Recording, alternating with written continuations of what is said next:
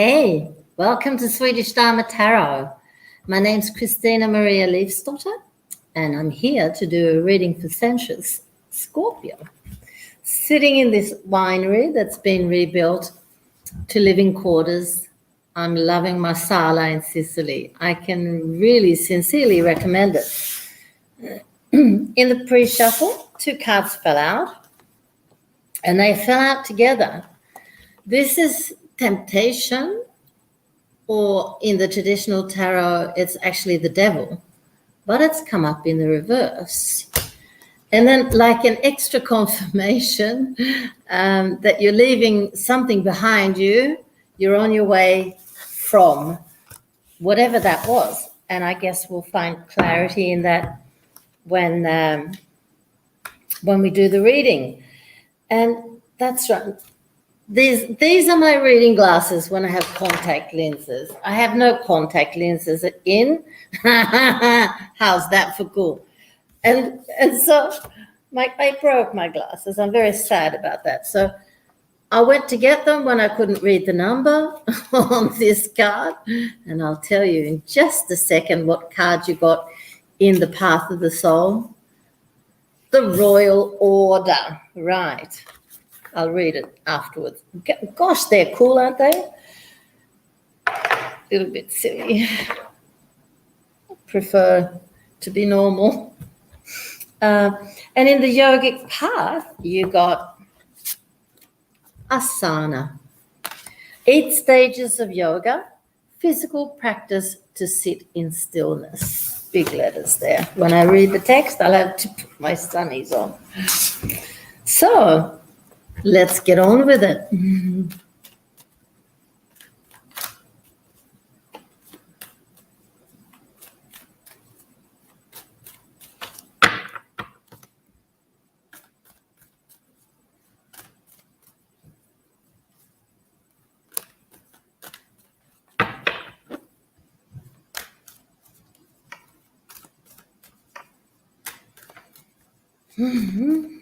If you'd like to have a private reading with me, totally doable. Just get in contact on Messenger or on YouTube, if that's where you're watching. YouTube, you'll have my email in the description box. And on Facebook, well, you can reach me via Messenger.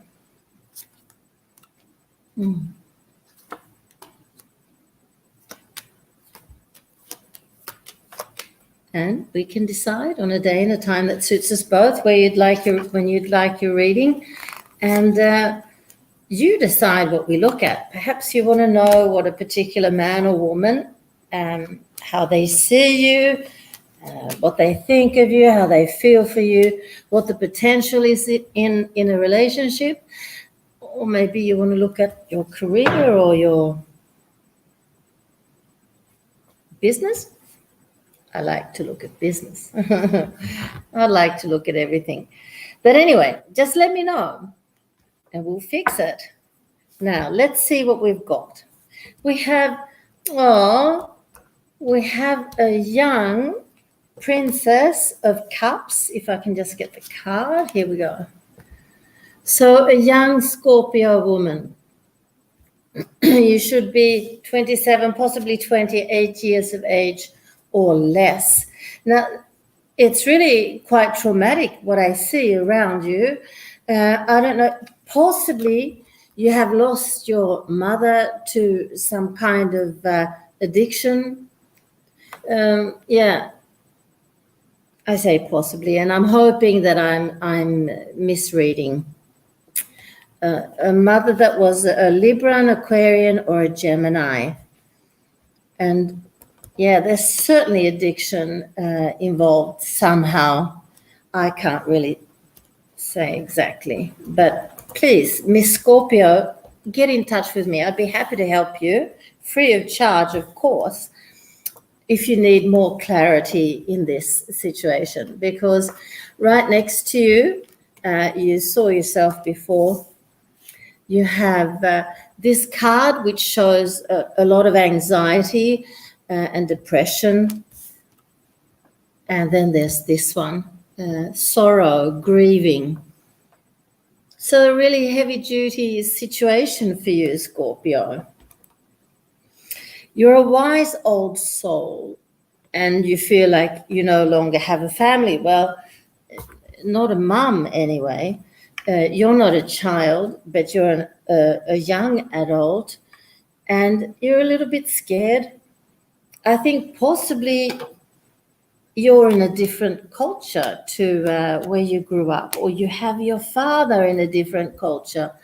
That's what it is. He's very sensitive like you, but he can also be quite cold. I don't think he is in this situation, but he's a bit frightened by it all. Maybe it's all very fresh.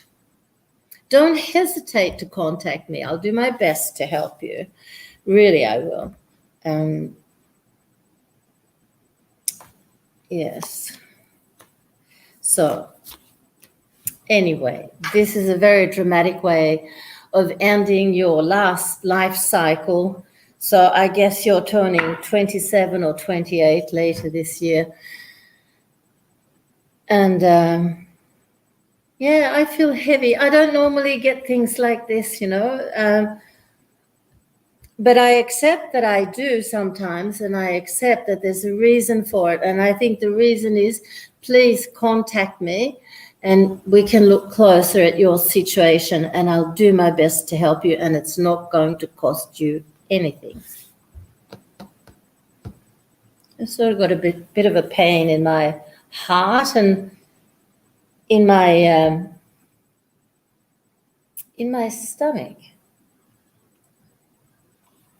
So I already understand that this devil that's upside down in reverse and you're moving away from it, it has to do with your mother's addiction. You're leaving it behind. And I'm very glad to see that, because often with addictions, that moves in lineage. Lineage or lineage? No, lineage, I'm sure. So they're from the mother to the daughters, to the granddaughters, and the grandfathers to the sons. Grandfather, yeah, you got it. I come from a family like that, not from the women, but men. Many generations of men who've had problems with addictions. And even if we don't have it ourselves, we are very much affected by it while we're growing up and afterwards. You probably know Dr. Phil. He grew up with an alcoholic father, and I remember him telling the really dramatic story and thinking how lucky I was when he told the story of coming home from school one day, and he found his dad passed out on the driveway without his clothes on. The humiliation's just total, isn't it? So there are a lot of things to look at, a lot of things to talk about, and there are some brilliant organizations that can help us. I traveled 20 kilometers every Sunday for a year to partake in a self-help group from AA. It wasn't AA meetings. It was vuxna barn, grown children. I'm not sure what it's called in English actually, but it's for the children, even though we're grown up, for the children of those who are or were addicted or had some kind of psychological problems. Because even parents with depression affect their children. So yeah, it gave me a lot of perspective. It taught me a lot about myself, and yeah, it was just very, very useful. So I would really like to recommend that for anybody who has that in their family history. Let's have a look at the oracle cards. Now, this is the time where I put on my sunnies. I didn't want to put my contact lenses in. Sometimes my eyes need to breathe. And anyway, they're pretty cool. We play important roles in each other's lives. We aid each other on the journey to oneness and ascension. Before we can play an integral role in helping others, we have to first take care of ourselves.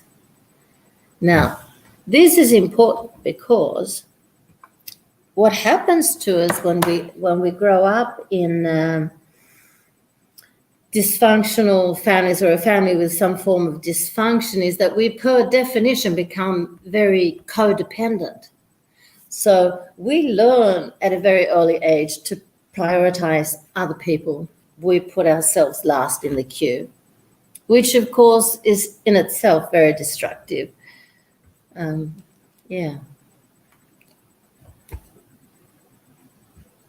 The royal order is about keeping within the divine order of life. Be sure to care for the physical vessel that is you. It needs to run and function properly.